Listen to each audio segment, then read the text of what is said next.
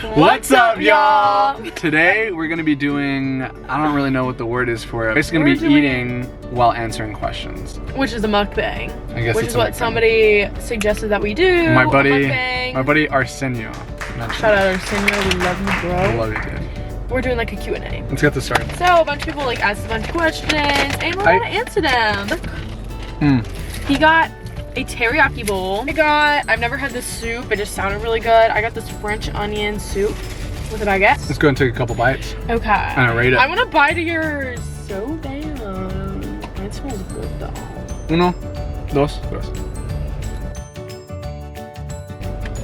It's yummy. Would you rate it? Cheers. I'm gonna rate mine like an 8.2. Honestly, should we try each other's now? I'm gonna rate those like a 7. You don't like it? No, I mean, I like it. It's small. The taste isn't as vibrant as I thought maybe it would be. Oh, let's try this. Oh, I got a lot of cheese. Oh, you already dove in? Yeah. Someone said, if you could move anywhere in the US, where would you move? Wait, they said anywhere in the US. Yep, if we could move anywhere in the US, where would it be? I always knew, before I met Cam. Before I was even in the picture. There was always like 3 different places that I was like, I want to live here when I grow up. It was Florida, Texas, and Arizona. I like warm weather. I love the beach. I love mountains, whatever. I visited Arizona once and I was like, oh my God, I literally love it here. I want to live here. And then I ended up marrying an Arizona boy. Not only that, a Mexican Arizona boy. A Mexican Arizona boy. So I gotta show her the culture, the corridos, quinceañeras, which the fiestas. I've been shown. Which, oh my God, and the food, menudo, pozole, tamales, all the good stuff. How cool would it be to actually live somewhere with like a beach? Yeah. Like, cause they said move anywhere in the US. Yeah. Like Arizona's dope and all, but like what if like the Texas side, you know, where they got a beach, or what is it called, like North South Carolina? I always thought about that. Right, like that's a pretty beautiful place. Like somewhere up there, you know? Somewhere up there. So that'd be kind of cool to go visit. So I guess if we could move anywhere in the US, it would be Arizona. Arizona, yeah. In your last video, you talked about stopping to pray for some people. I was curious if y'all always pray for people in public, what you prayed for, what it's like doing that, and why you do it, are you nervous, etc. I would say we don't always pray over people. Like, it's not like we're going out and like always praying over folks. Yeah, we're not but like searching. And I can tell you one thing. With my job, for instance, the Lord will highlight people very specifically to me on who to pray for. Now, whether it's healing, whether it's speaking life into them, that part is all I get really led by the Lord on. But that day that we prayed over people, we were with friends, and there was a baby who had a very rare disease. So we prayed over it. We prayed healing, so it would leave them. And we just prayed life, and then we met the people, and then that family actually knew her family. I literally ended up basically growing up with them, because I literally went to the same church with them since I was in the womb. I kind of recognized them. I was like, But then I asked them what church they went to, and they told me, and I was like, oh my gosh, I literally grew up at that church. What? We ended up like following them on Instagram, friending them on Facebook, just to like stay updated and in the loop. And like actually they posted something the other day. He got another test done and like came back negative. No way. For something. Yeah, it was really cool. Of course it did. I would say it can be kind of nerve-wracking to go out and do stuff like that, but you have to have, you know, a revelation or the knowledge that it's no longer you that lives, but it's Christ in you. And that is going to help you through a lot of stuff. And that'll build confidence as well. What would help them, like, give them confidence now, to go and pray over something? Well, but what I mean by it's no longer I who lives, but the Lord lives in me, is that, you know, when I came to the Lord, all things from the past are dead, and I now die to myself. I put all my personal wants away, and I live for what He wants. And He does live inside of us. Amen? He lives inside of us. So now I let Him live throughout, you know, my life, and I let Him shine through me. So that's what I mean by Him living through me. That's cool. Yeah. What was a challenge for you all, and how did you overcome it? P.S. I adore y'all. This is from a good friend of ours. So sweet. Who we love you too, dude. We freaking love you and adore you so much. Go ahead, Ellie. When I think the word challenge, like I think of like something that literally is challenging that I don't know the answer to. I really only felt that maybe one time, and it was in the beginning of our relationship. This one specifically caused a lot of confusion with us. Like an hour away from here, and we don't see them that much either. I don't think you answered the question yet. I haven't. That was, wow. I don't know how I got on this rabbit trail. Really crazy rant right there, dude. We got married, we were like, we're gonna move to Arizona right away, or are we gonna wait? Cam really wanted to move to Arizona right away. Get the heck out of here. He's like, I'm gonna go. Me, I wasn't ready to move right away. I felt like I needed to stay here for multiple reasons. My family just needed me here, basically, so I was not ready to move. That was a big challenge for us because he really wanted to go, and I knew that we weren't supposed to go yet, and I would try and tell him that. I love Arizona. Like, I really enjoy Arizona a lot. At the beginning of our relationship, I was like, we can either move now or we can move in a year from now. But I realized that was all my wants, needs, and desires, and I honestly didn't pray up about it at all. It wasn't until Ellie like really told me like, no, like we need to stay here for this, and this reason. I was like, okay, I kind of get it. And then I went and I prayed about it, and then that's where the peace came in. The peace of the Lord then came onto my life about this specific situation. And then I was like, we're good to stay here for a couple more years. I felt total peace about it. Like it didn't feel like a drag to stay here, or like, oh, gotta do this again. And I have great friends over here too, like ministry buddies and stuff, which is actually, oh my God, and we have an amazing church over here. So yeah, those are things really keeping us here right now. It was tough at the beginning of our relationship because we didn't, at least we felt like we didn't have a lot of community. When we first got married, a lot of our friends had moved, so we lost a lot of our community. And like this one like worship night we were going to, it just stopped, and like FCA stopped, like a lot of things just like stopped. It was really weird. We were kind of in like a dry season of community and friends, and like we didn't really try and search for a different one. It's cool that we ended up staying here because we have a lot of testimonies from all the things that, you know, were going wrong, of why like I didn't feel comfortable going to Arizona right away. Everybody, all our friends that ended up moving away ended up moving back. Like 2 of our friends ended up getting married and moved back to St. Louis. I feel like some other people moved up here, and then we just got all this community and this amazing church like all at once, and we were like, oh my gosh, this is where we know we're supposed to be right now. And then even sometimes when we go to Arizona, like right now just to visit, we're like, okay, like we made the right decision. We're not ready to be here yet, but we know we're going to be at some point. And the way we overcame it was communication. There were some things where Ellie told me one thing and then kind of didn't tell me the other. So communication is really big. Though it was still very emotional. Then also including the Lord into it. Like inviting him into every single decision that you make.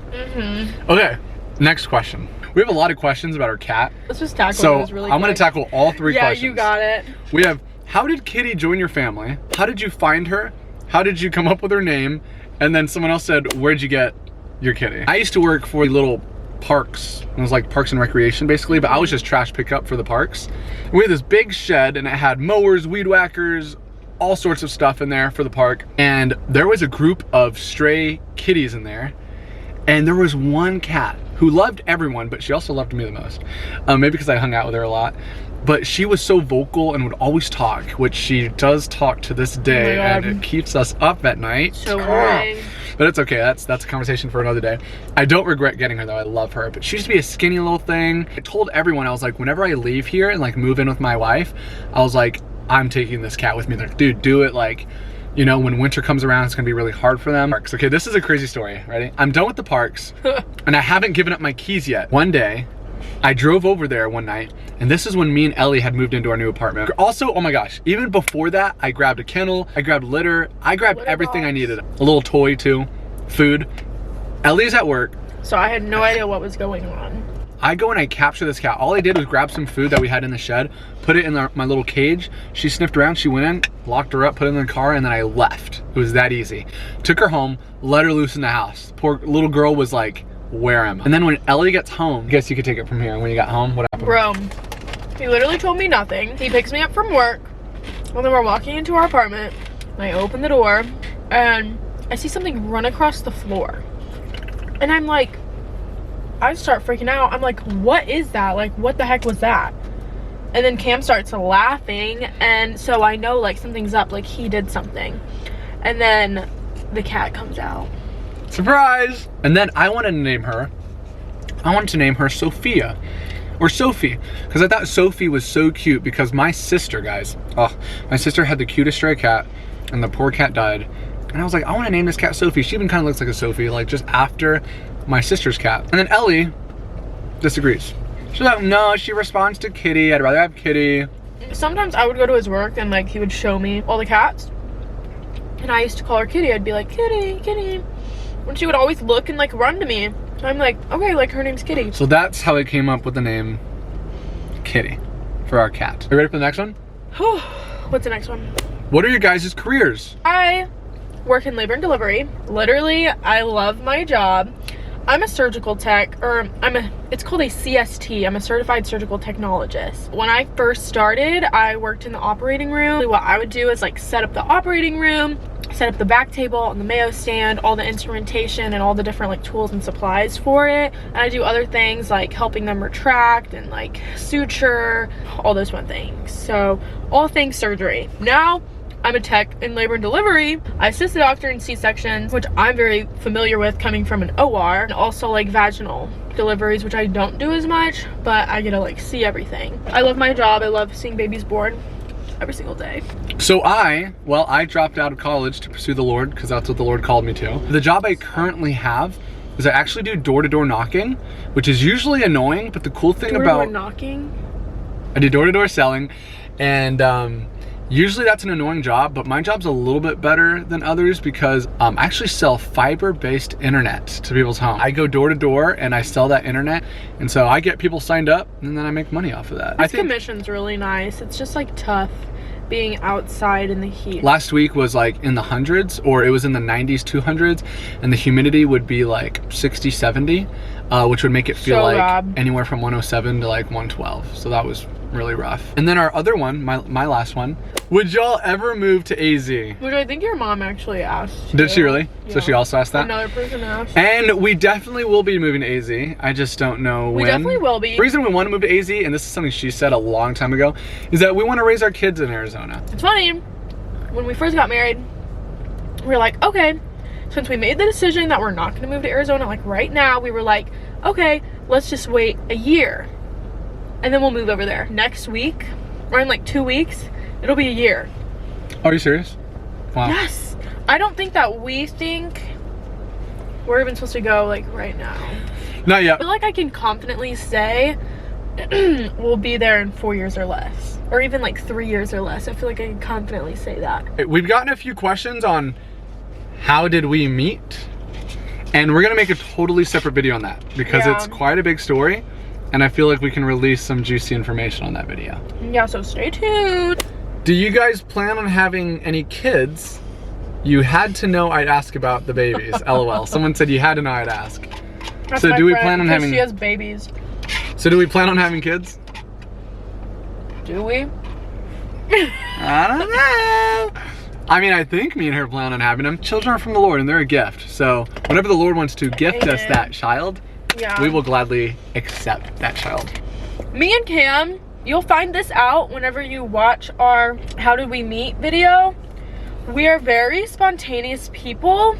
There will never even be a point where Cam and I look at each other and are like, okay, let's start trying for kids. Cam, like, we should start trying.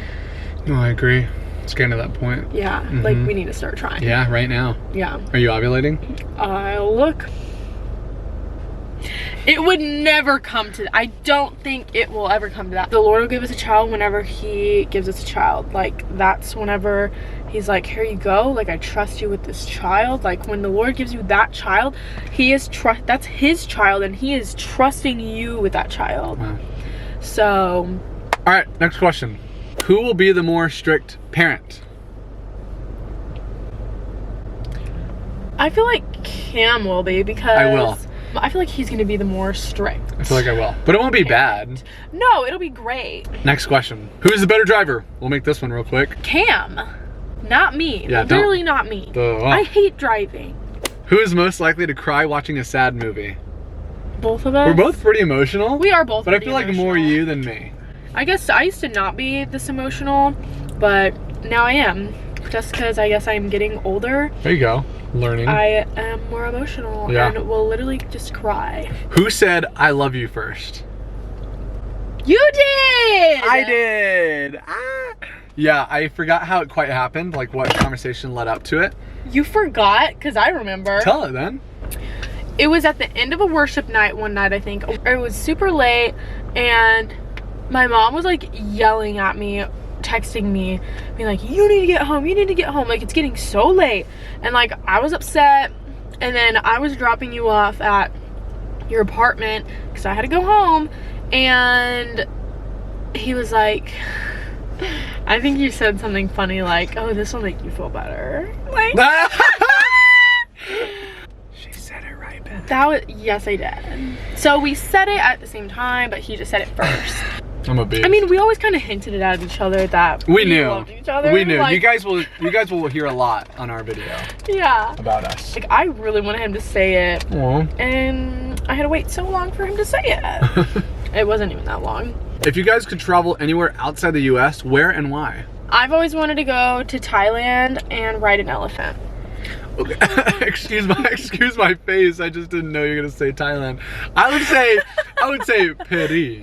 Yeah, but like going to Paris would be so dope. The place of love. Love. That would be so fun, I feel like.